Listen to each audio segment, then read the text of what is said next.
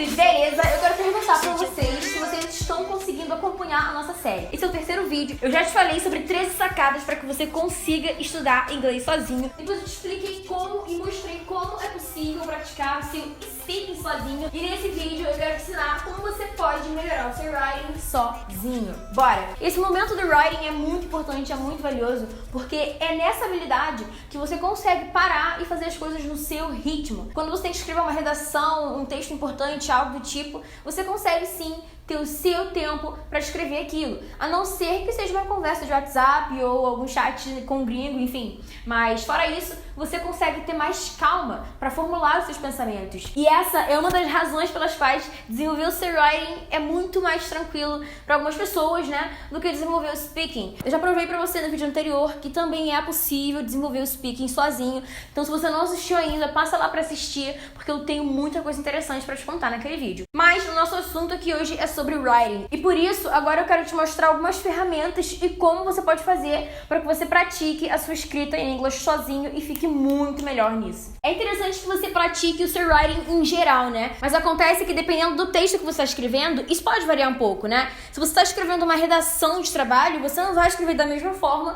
que você conversa com um gringo ou com seu amigo no WhatsApp em inglês. Então isso varia. É bom primeiro a gente ter essa consciência. Mas é claro que independente do que seja, é sempre bom você escrever com objetividade e clareza. Então agora eu quero te dar a dica número 1 para que você consiga isso. Bom, é sempre bom a gente começar por partes, né? Então, para que você desenvolva muito bem o seu writing, você não vai começar escrevendo um textão logo de cara, né? É bom a gente primeiro engatinhar para depois começar a andar, né? Com aquela incerteza, talvez. Depois a gente anda e depois a gente corre. Então a gente pode fazer aqui uma rápida analogia com os babies, né? Com os bebês. Então você vai engatinhar na escrita, depois você vai andar com a sua incerteza, depois você vai andar muito bem e depois você vai sair correndo. É isso que vai acontecer com a sua escrita. Então, por isso, a minha dica número 1 é: reescreva frases mudando o tempo verbal delas. Por quê? Isso é muito importante.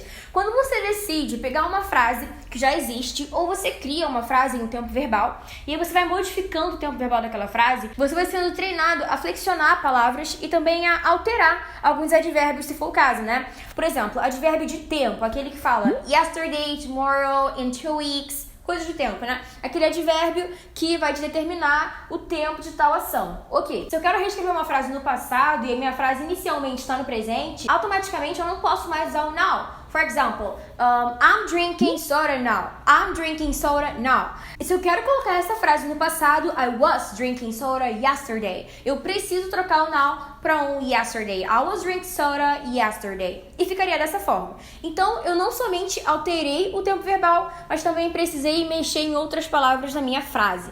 E, obviamente, isso mantém o seu inglês vivo. Gente, tudo que faz com que você busque referências no que você já aprendeu, mantém o seu inglês vivo, né? Porque, por exemplo, eu aprendo algo hoje, amanhã, depois, aprendo várias coisas. Se eu não mexo mais nisso, se eu não lembro mais disso, não, já aprendi, beleza. A tendência é que isso morra na sua mente. Então você precisa manter o seu inglês vivo. Por isso que as pessoas se formam em cursos, perdem o contato com o idioma e param de falar. Simplesmente porque elas não movimentaram aquilo que elas já tinham aprendido antes. E aí, então, se você fizer isso jogando para vários tempos verbais, você vai lembrar da sua gramática, você vai lembrar de palavras para você flexionar, você vai lembrar de várias coisas ao mesmo tempo. Então fazer isso te ajuda bastante, porque daqui a pouco, quando você tiver que escrever um textão, você vai estar treinado a escrever em vários tempos verbais diferentes, né? E às vezes o que eu observo em alguns alunos que eu tenho é que eles acabam se limitando entre 2 ou 3 tempos verbais, podendo deixar a história, o texto muito mais dinâmico. Então treinem dessa forma, porque assim o seu writing vai ficar daqueles. Dica número 2. Antes da próxima dica, eu vou te pedir para você deixar aqui o seu like democrático. Claro, a gente já sabe o que acontece. Você deixa o seu like. Se até o final do vídeo eu não conseguir te ensinar absolutamente nada, você tira o seu like e tudo bem, você não é obrigado a dar o seu like se você não gostou do vídeo. E se você tá com preguiça de logar na sua conta do Google pra deixar o like, eu vou ficar com preguiça também na hora de gravar o próximo vídeo. Vou ficar com preguiça na hora de te dar mais uma dica de inglês. Eu não vou fazer isso, claro, zoa. Escreva frases a partir de palavras embaralhadas. Como assim, teacher? É bem simples, né? Você vai embaralhar várias palavras, você pode catar vocabulário de vários contextos diferentes, pode olhar ao seu redor e perceber tudo que você tem, sei lá, uma geladeira, uma bola de basquete, uma saneta, uma lâmpada quebrada, um ferro de passar roupa, enfim. Você pode olhar pra tudo, catar palavras soltas, ou você pode ir na internet procurar vocabulário sobre tal coisa, vocabulário sobre outra coisa, vocabulário sobre isso, sobre aquilo. E aí você seleciona algumas palavras e aí você vai se desafiar a fazer uma frase que tenha sentido com aquelas palavras. Aí você pode se questionar e falar, mas isso não faz sentido, porque eu vou pegar contextos diferentes. Mas o que é que a gente mais faz na vida? A gente tem que conversar sobre coisas diferentes em um mesmo assunto, às vezes, né? A gente tem que falar sobre situações diferentes que aconteceram no nosso dia. Isso vai te treinar a ter texto coeso, porque você pega palavras que não tem nada a ver e precisa fazer com que aquilo faça sentido, né? E aí, às vezes, por exemplo, se eu pego asa de anjo e tenho que falar sobre geladeira, olha a volta que eu tenho que dar ao mundo para fazer asa de anjo ter sentido na mesma história, no mesmo texto, na mesma frase que geladeira. E com isso eu vou fomentando a minha criatividade, o que você também precisa bastante para escrever algum texto, não é verdade? Então façam isso. Então cumpram esse desafio, palavras embaralhadas que façam sentido, beleza? Para que você fique craque em coesão e criatividade. Dica número 3. Corrija os seus textos antigos. Com certeza você já escreveu alguma coisa no passado, não sei se você guarda isso, ou então se você conversa com alguém em inglês no WhatsApp,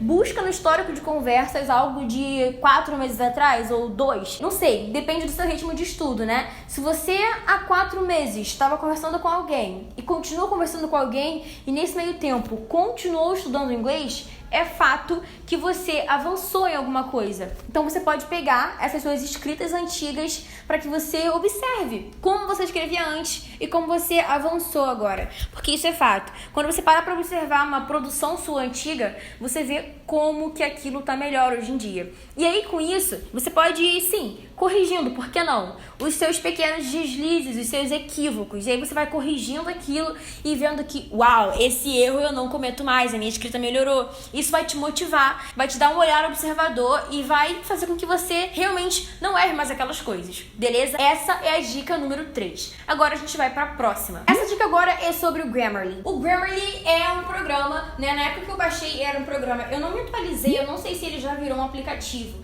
mas eu baixei esse programa pro meu computador. Hoje eu não tenho mais porque eu troquei e tal. Tem que tomar cuidado se você for baixar esse programa, porque assim, eu não entendo muito bem dessas coisas e eu acabei dando um ruim no meu PC quando eu fiz isso. Eu espero que isso não aconteça com você, ok? Espero. Mas depois eu baixei de novo e deu tudo certo.